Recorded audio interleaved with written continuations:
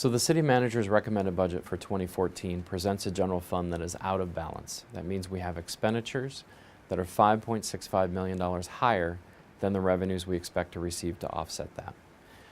We presented the budget that way because that's a significant deficit. It's $5.65 million on about $87 million of total spending. We wanted the City Council to be a very active part of the dialogue about how to resolve that.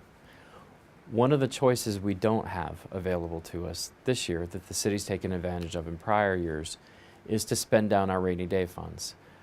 Most cities that are well managed have cash reserves that are set aside to provide liquidity, but also to provide a rainy day fund in case things go awry. And that can be everything from some sort of a disaster where you've got a lot of cleanup costs and those kinds of things to a budget downturn. And the city made a decision over the last few years, like many other cities, to spend down that rainy day fund as a way to keep public services from being impacted.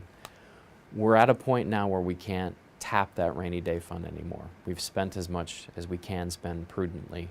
And in fact, if all we did was spend down the rainy day fund to solve the budget gap for 2014, we would actually be out of money.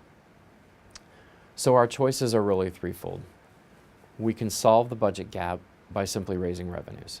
So that would be a policy decision to say, in 2014, we're going to run the same programs and services that we ran in 2013. We're going to pay for the increased cost of those by levying additional taxes or additional fees. So that's one approach. Another approach would be to say we're not going to do anything on the revenue side. No new taxes, no new fees. We're going to cut city departments and make each department, for instance, take a proportionate share of that $5.65 million gap based upon the size of their budget. When we talked a second ago, the general fund, 3 out of every $4 go for public safety. So the primary burden of that budget reduction would fall on the shoulders of police and fire.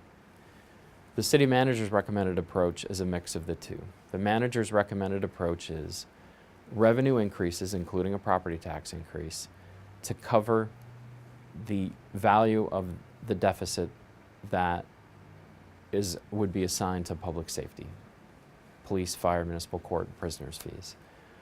And then using budget reductions to cut the remaining amount necessary to balance the budget from current city operations.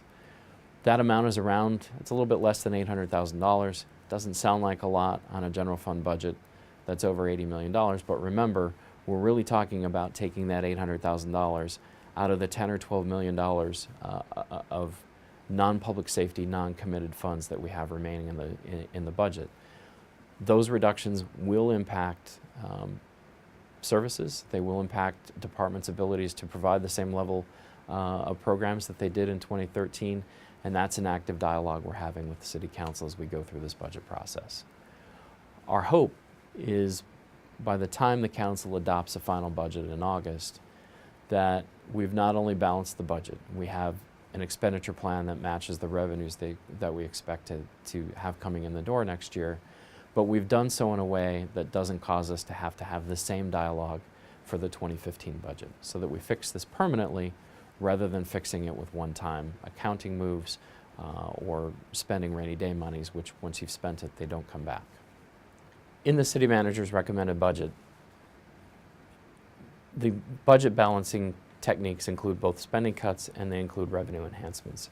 One of those revenue enhancements is an increase in the property tax levy. The total amount of that increase would be around 5 mils, and as we mentioned before, a homeowner, a home worth $100,000, every mil is $11.50 a year. So we're talking about a total increase in cost to fund city operations for that homeowner of less than $60 for next year.